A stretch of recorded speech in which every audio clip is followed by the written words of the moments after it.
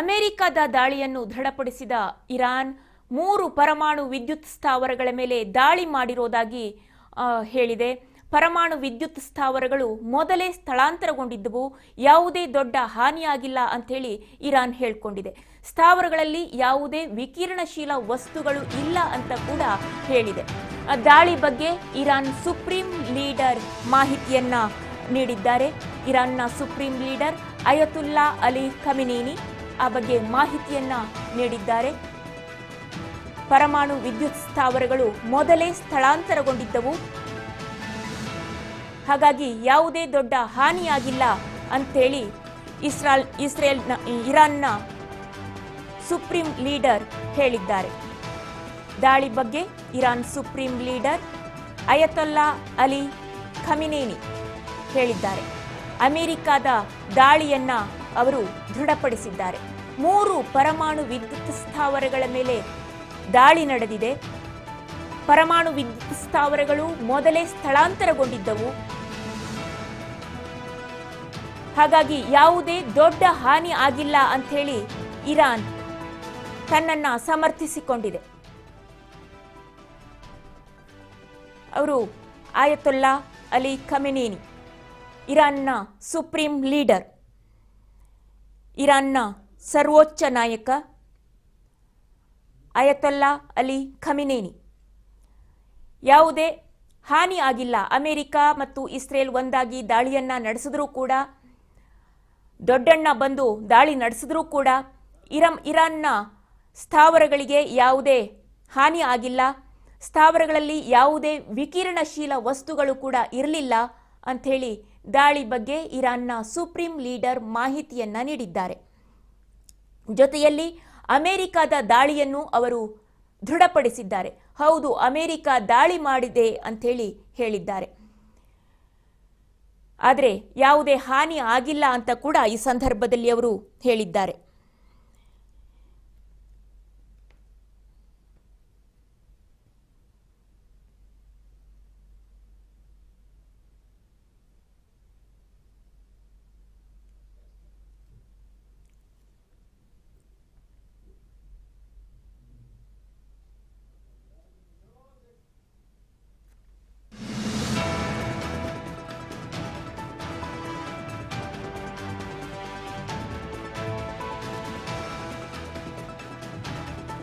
ಇದೇ ವೇಳೆ ಅಮೆರಿಕಕ್ಕೆ ಇರಾನ್ನ supreme leader Ayatollah Ali Khamenei ಎಚ್ಚರಿಕೆಯನ್ನ ನೀಡಿದ್ದಾರೆ. ಇರಾನ್ನ ಸುಪ್ರೀಂ ಲೀಡರ್ ಇದರ ಪರಿಣಾಮವನ್ನ ನೀವು ಎದುರಿಸಬೇಕಾಗತ್ತೆ ಅಂತ ಹೇಳಿ ಎಚ್ಚರಿಕೆಯನ್ನ ನೀಡಿದ್ದಾರೆ.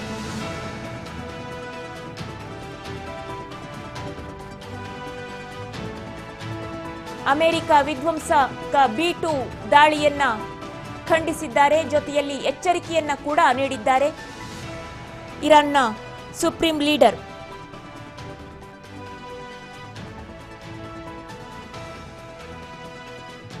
ವಿಧ್ವಂಸಕ B2 ದಾಳಿಗೆ ಎಚ್ಚರಿಕೆಯನ್ನ ನೀಡಿರುವಂತದ್ದು ಪ್ರತಿಯಾಗಿ ಇಸ್ರೇಲ್ ಕೂಡ ಹೇಳಿತ್ತು, ಇರಾನ್ನ ಸುಪ್ರೀಂ ಲೀಡರ್ ಹತ್ಯೆಯಾದ ಬಳಿಕವೇ ಈ ಯುದ್ಧ ನಿಲ್ಲೋದು ಅಂತ ಹೇಳಿ. ಜೊತೆಯಲ್ಲಿ ಅಮೆರಿಕ ಕೂಡ ಹೇಳಿತ್ತು, ಇರಾನ್ನ ಸುಪ್ರೀಂ ಲೀಡರ್ ಎಲ್ಲಿದ್ದಾರೆ ಅಂತ ಗೊತ್ತಿದೆ ತಮಗೆ, ಆದರೆ ಸದ್ಯಕ್ಕೆ ಅವರ ಜೀವ ತೆಗೆಯೋದಕ್ಕೆ ಮುಂದಾಗೋದಿಲ್ಲ ಅಂತ ಕೂಡ ಹೇಳಿತ್ತು. ಅಂದ್ರೆ ಜೀವ ತೆಗೆಯುವ ಸಾಧ್ಯತೆಗಳು ಇವೆ, ಆದ್ರೆ ಆ ಕೆಲಸಕ್ಕೆ ಈಗ ಮುಂದಾಗೋದಿಲ್ಲ ಅನ್ನುವಂತ, ಅಂದ್ರೆ ಯುದ್ಧವನ್ನ ಹಿಂದೆಗೆದುಕೊಳ್ಳಿ ಅನ್ನುವ ಅರ್ಥದಲ್ಲಿ ಅಮೆರಿಕ ಕೂಡ ಮಾತನಾಡಿತ್ತು. ಅದು ಯುದ್ಧ ಇನ್ನಷ್ಟು ತಾರಕಕ್ಕೇರುವಂತೆ ಕೂಡ ಮಾಡಿತ್ತು. ಇದೀಗ ಅಮೆರಿಕ ಖುದ್ದು ಎಂಟ್ರಿಯಾಗಿ ಇರಾನ್ನ 3 ನೆಲೆಗಳ ಮೇಲೆ, ಪರಮಾಣು ನೆಲೆಗಳ ಮೇಲೆ ದಾಳಿಯನ್ನ ಮಾಡಿದ್ರಿಂದ ಸಂಘರ್ಷ ಮತ್ತಷ್ಟು ತಾರಕಕ್ಕೇರಿದೆ. ಇದಕ್ಕೆ ಪ್ರತಿಯಾಗಿ ಇರಾನ್ ಎಚ್ಚರಿಕೆಯನ್ನ ಕೂಡ ನೀಡಿದೆ. ಅಮೆರಿಕಕ್ಕೂ ಕೂಡ ಎಚ್ಚರಿಕೆಯನ್ನ ನೀಡಿದೆ. ಇದರ ಪರಿಣಾಮ ಎದುರಿಸಬೇಕಾಗತ್ತೆ ಅಂತ ಹೇಳಿ.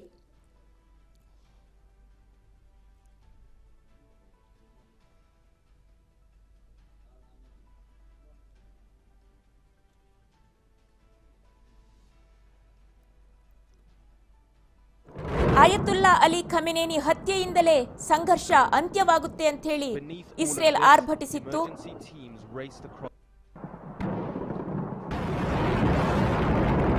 ಅದರ ಜೊತೆಯಲ್ಲಿ ಅಮೆರಿಕ ಕೂಡ ಸಪೋರ್ಟ್ ಮಾಡ್ತಾ ಇದೆ ಇಸ್ರೇಲ್ಗೆ. ಹಾಗಾಗಿ ಇರಾನ್ ಇದೀಗ ಎಚ್ಚರಿಕೆಯನ್ನ ನೀಡಿದೆ, ಅಮೆರಿಕಕ್ಕೂ ಕೂಡ ಎಚ್ಚರಿಕೆಯನ್ನ ನೀಡಿದೆ.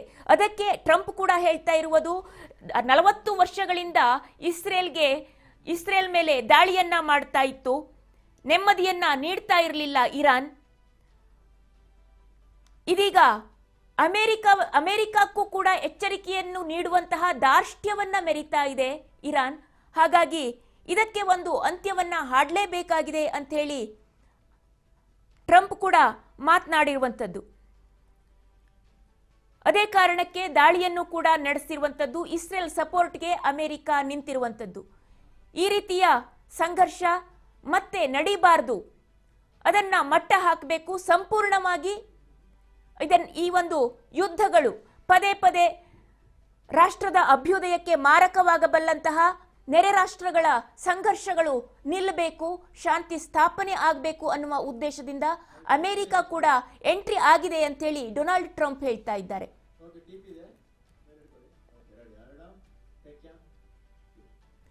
ಯುದ್ಧದಲ್ಲಿ ಸಾಥ್ ಕೊಟ್ಟಂತಹ ದೊಡ್ಡಣ್ಣನಿಗೆ ಇಸ್ರೇಲ್ ಧನ್ಯವಾದಗಳನ್ನು ಅರ್ಪಿಸಿದೆ. ಅಮೆರಿಕದ ದಾಳಿ ಬಗ್ಗೆ ಇಸ್ರೇಲ್ ಪ್ರಧಾನಿ ಫಸ್ಟ್ ರಿಯಾಕ್ಷನ್ ಅನ್ನ ನೀಡಿದ್ದಾರೆ.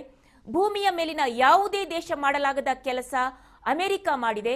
ಅಧ್ಯಕ್ಷ ಟ್ರಂಪ್ ವಿಶ್ವದ ಅತ್ಯಂತ ಅಪಾಯಕಾರಿ ಆಡಳಿತವನ್ನ ನಿಲ್ಲಿಸುವಂತಹ ಕೆಲಸವನ್ನ ಮಾಡೋದಕ್ಕೆ ಮುಂದಾಗಿದ್ದಾರೆ. ಅಪಾಯಕಾರಿ ಶಸ್ತ್ರಾಸ್ತ್ರಗಳನ್ನ ತಡೆಗಟ್ಟುವಲ್ಲಿ ಯಶಸ್ವಿಯಾಗಿದ್ದಾರೆ ಅಂತ ಹೇಳಿದ್ದಾರೆ. ಇದು ಇತಿಹಾಸದಲ್ಲಿ ದಾಖಲಾಗಲಿದೆ ಅಂತ ಕೂಡ ಹೇಳಿದ್ದಾರೆ. ಇಸ್ರೇಲ್ನ ಅಧ್ಯಕ್ಷ ಬೆಂಜಮಿನ್ ನೇತನ್ಯಾಹು ಅಮೆರಿಕದ ದಾಳಿ ಬಗ್ಗೆ ಇಸ್ರೇಲ್ನ ಪ್ರಧಾನಿ ಬೆಂಜಮಿನ್ ನೇತನ್ಯಾಹು ಹೇಳಿರುವಂಥದ್ದು. ಅಮೆರಿಕದ ಅಧ್ಯಕ್ಷರಿಗೆ ಧನ್ಯವಾದಗಳನ್ನು ಅರ್ಪಿಸಿದ್ದಾರೆ, ಜೊತೆಯಲ್ಲಿ ಮೆಚ್ಚುಗೆಯನ್ನ ಕೂಡ ವ್ಯಕ್ತಪಡಿಸಿದ್ದಾರೆ.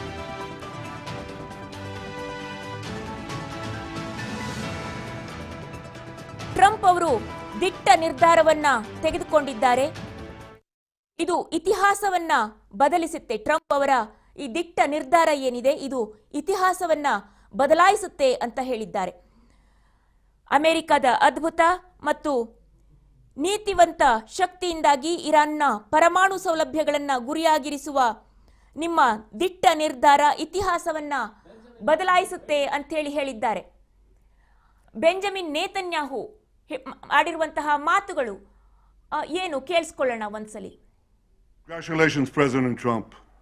Your bold decision to target Iran's nuclear facilities with the awesome and righteous might of the United States will change history. In Operation Rising Lion, Israel has done truly amazing things.